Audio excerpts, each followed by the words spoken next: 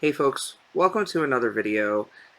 As promised, I have now a recap of a huge month of October. Some of this is actually bleeding in from the end of September, and some of this is kind of forthcoming in November, depending on really where you're at and what time zones you're in. But outside of Connect 2021, which I covered in a previous video, there was a lot of AR and VR hardware unveiled. Now, I'm not going to focus on software details or things of that nature because I don't want to spend 6 hours talking about this content. But let's check out what is new amongst the industry. The first thing I'm going to show off is the Nreal Air. So Nreal, I have their Nreal Lite device right here in this nice little tube. The Nreal Lite is a fantastic AR device, but it is kind of limited in some ways. It's almost like you've got the form factor of an AR device, but the field of view is kind of diminished. The control scheme right now is kind of rudimentary hand controls, which is advanced over what the previous controls were, which was just using your phone as a swipe. But it's not necessarily something I would say everybody should run out and grab. I think Nreal and their telecom partners have realized that it's not really the next level hardware just yet. So they are releasing the Nreal Air, which is a very light form factor and even lighter than the Nreal Lite, and it's primarily going to be a media viewer. So you've got a 46-degree field of view. It'll project approximately a 201-inch virtual display in front of you.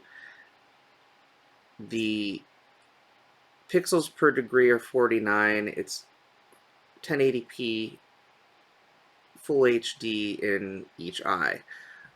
But it does not have 6-off tracking, so you're not going to be able to walk through an environment that's placed somewhere. You'll be able to see those environments and those images in front of you.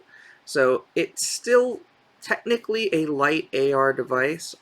It will work with some applications in a 3DoF mode, but it's not going to give you the same experience as the Nreal Lite.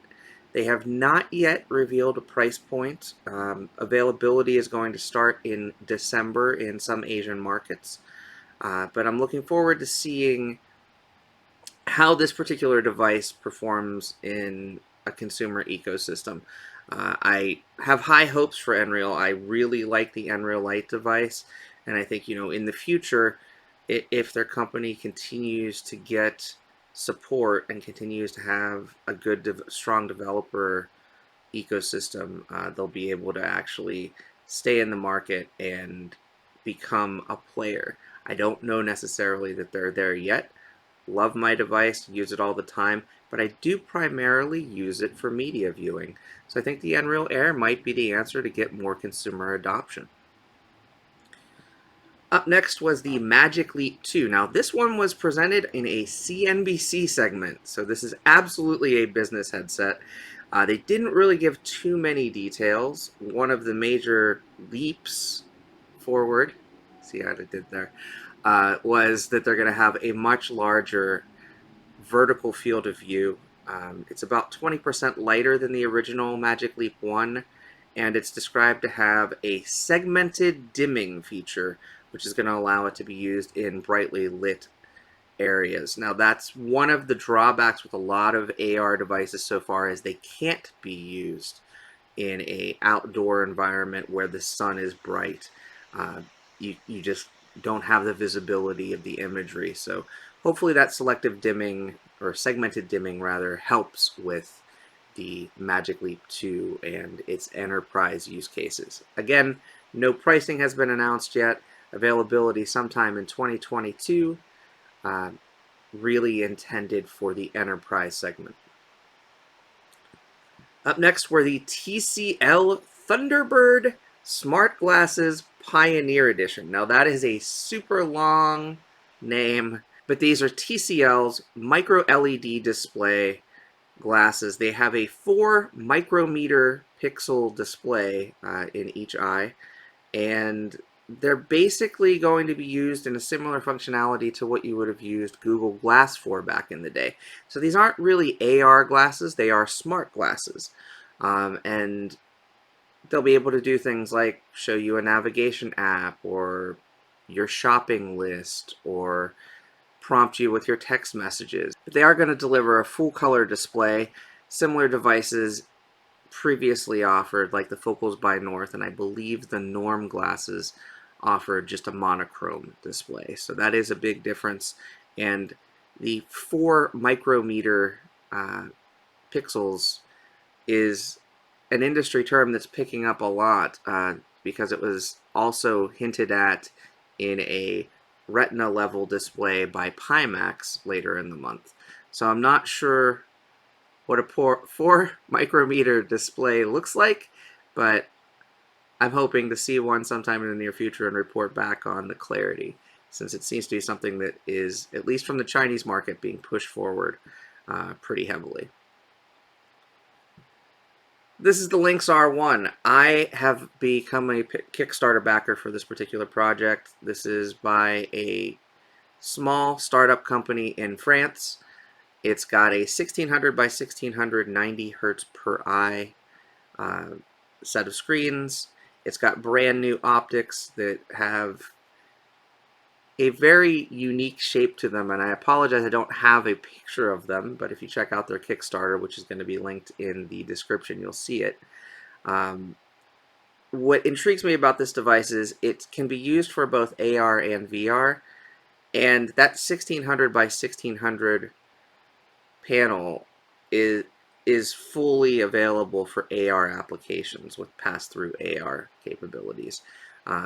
Having such a wide resolution in AR is going to make a huge difference compared to all of the AR devices I have, including the Meta 2, which unfortunately had most of the specs that I really liked, but didn't have any real support. This particular device does have hand tracking. Those little sensors across the bottom are a 170-degree field of view ultraleap sensor. So using the Galileo software from Ultraleap, you'll be able to get really good solid hand tracking from the device. It comes with 128 gigabytes of internal storage, expandable with micro SD, so you can have virtually unlimited storage if you use micro SD cards. It is PC VR compatible, or at least it will be when it releases, with Steam VR over Wi-Fi, and it's really intended to be potentially a HoloLens killer, but it can also be used for VR applications, either with hand tracking or they are shipping with partnered controllers with Finch, similar to the Finch Shift controllers, which I don't think have ever actually been available on the consumer market, but have been used by developers and hardware manufacturers with their headsets for a while. This one right now is $499 for the regular base model. The controllers cost me another around $95 to $100. And after the Kickstarter ends in a few days, it's going to raise the price up around $100 for the headset. So if it's something that you're interested in, the one drawback, the one concern I have with this device is software availability. They don't have an SDK yet. They don't really have a large enough team to build a lot of software or software stack to have developer support. So I'm a little concerned about those things, but having the Steam VR capabilities, having the availability of this device as an open source device, I'm hoping that people will latch onto it and make some good content for it. That's my one drawback for this. I think it's a great device. It's the first AR device that really solves for going outdoors because it's pass-through AR. The screens accommodate for the outdoor brightness. It is the first device that I've seen that, at least in demos, really allows for transitioning between VR and AR experiences in a very smooth fashion as well. I'm excited for it. I hope it doesn't become something that's a dust collector in the corner. I really want it to be an awesome device that I'll be using in the future. Up next is the Vive Flow. At CES 2020, I went to the Huawei booth and I tried a set of VR glasses just called the Huawei VR Glass. And I went to the Pico booth and I tried their prototype VR glasses. Both of them were in a similar form factor to this Vive Flow device. The Vive Flow itself is really going to be intended for lifestyle users. It's kind of a step back to the days of 3DOF VR in a lot of ways. It is a 6DOF headset, but it uses your phone as a controller. I don't know how I feel about this device. I initially pre-ordered it. I'm excited to have a high fidelity viewer, but I don't know how high the fidelity is. It's still 1600 by 1600 per eye. It's two 2.1-inch LCD displays, 75 hertz refresh rate. These all feel like things that are potentially a step back from what we have. And it's $499. I like that they've carved out their own category here. I just don't know how many people, especially in Western markets, are going to grab it. It's got some cool software titles. Space Slurpees, Trip, Luna, a bunch of games and experiences that I like that are used primarily for relaxation or for light fitness. It would be great as a distraction on public transit or on a plane or things of that nature. So if you're a commuter, this is probably a killer device because you probably don't want to have a bulky headset on your head. But I don't know how many people are going to buy it. In today's world, we're in a situation where we have now a lot of teleworking. I struggle with this. I think this would be the ideal headset to purchase for my mother because it seems simple. You just plug it into your phone, you're good to go. But at the same time, my mother already has an Oculus Go, which does very similar things without the 6DOF tracking of the headset, and she's happy with the comfort of that device. I'm really hoping that the Vive Flow is available. I'm going to Augmented World Expo in a couple of weeks, and I want to get hands-on and eyes-on with the device because I want to try it. I want to be able to fully endorse it and say how excited I am for it because I love the form factor. I love the fact that it's got adjustable diopters so you don't need to have glasses on. It doesn't yet have hand tracking. The pass-through is black and white. I don't know how comfortable it's going to be, even though it's a lighter device. There's just so many questions still that make it almost a drawback for me, and it makes me feel really badly because I am absolutely rooting for the HTC Vive team. I think that they have the ability to make some killer hardware, but I don't know if this is it. So stay tuned. I will have, hopefully, a recap if they bring the device to Augmented World Expo with further thoughts on this one. But for right now, like if I compare this to the Lynx R1 as an example, I would go with the Lynx R1 at the same price on Kickstarter over the Vive Flow. And that's not a place I want to be. I want to be like, yeah, Vive kick butt. But I don't think that they have with this. It's a struggle. It really is. It's a real struggle for me. Up next is a headset that prices me out immediately. And this one is the Vive Aero. This one has dual mini LED displays. The best clarity you're going to get if you purchase a headset today. It's got 115-degree field of view, variable resolution, aspheric lenses. It's got automatic IPD adjustment with eye tracking. It's got 200 hertz eye tracking. It's apparently very comfortable.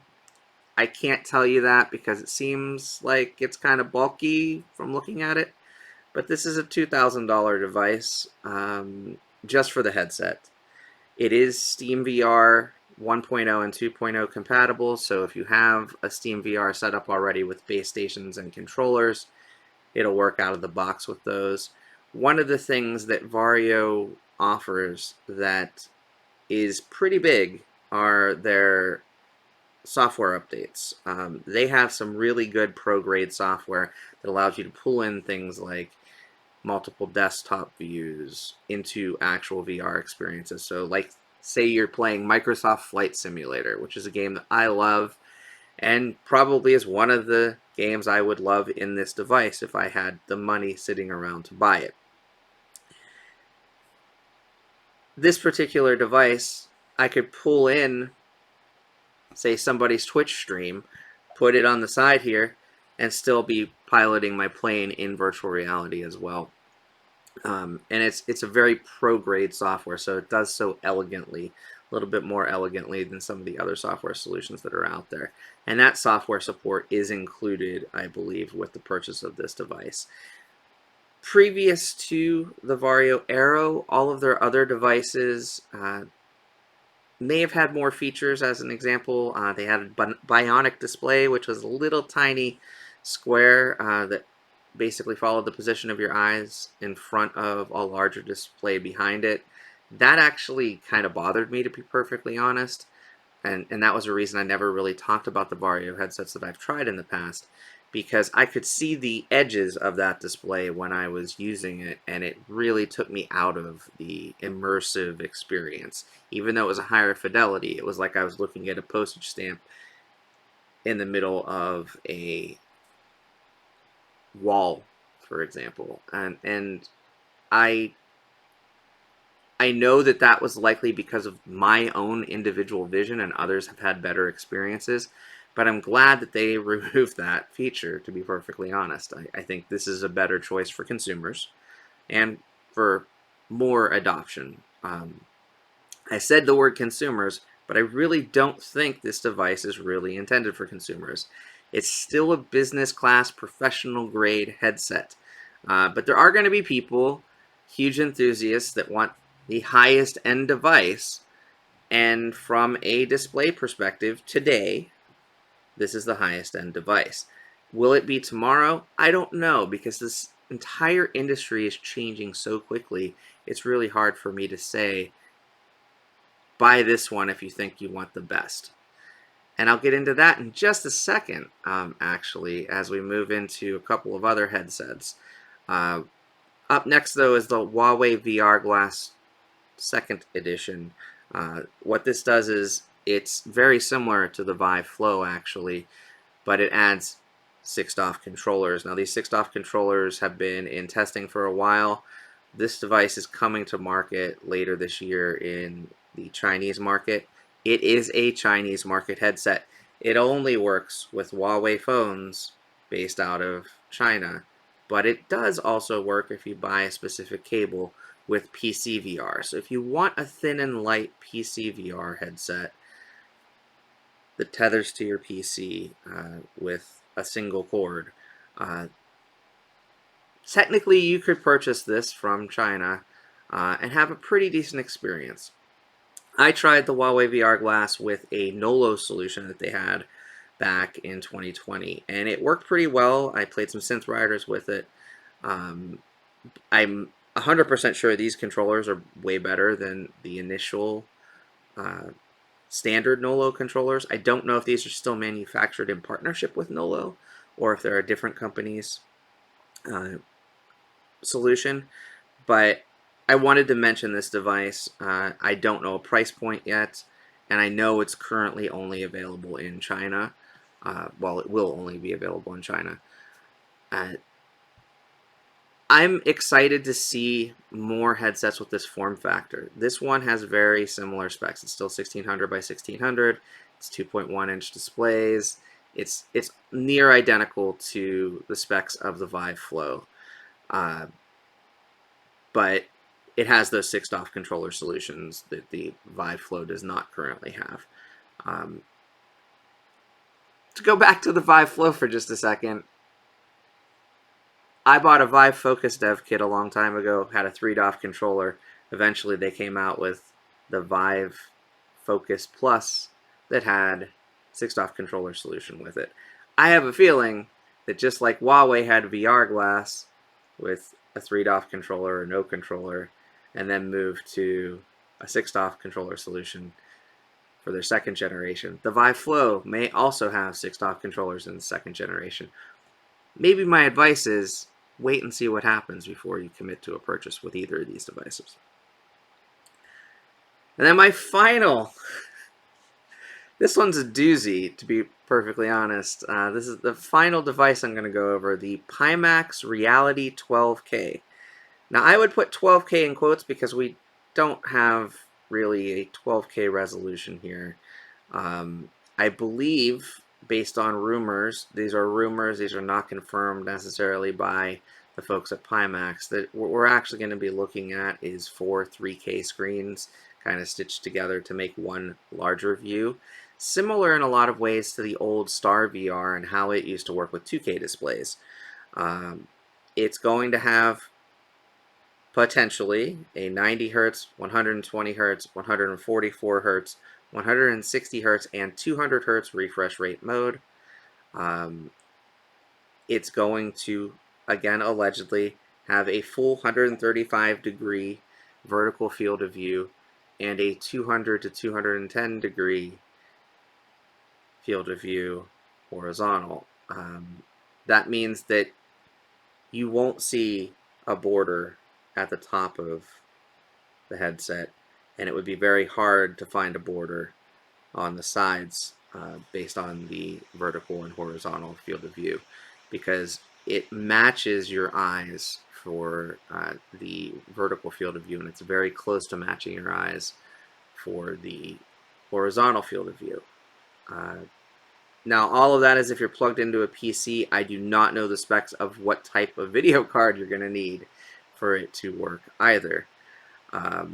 If you're running in standalone mode, which is an offer that this headset also allows, it has built-in an XR2 Qualcomm Snapdragon chipset, and it's got a proprietary Pimax chip in it as well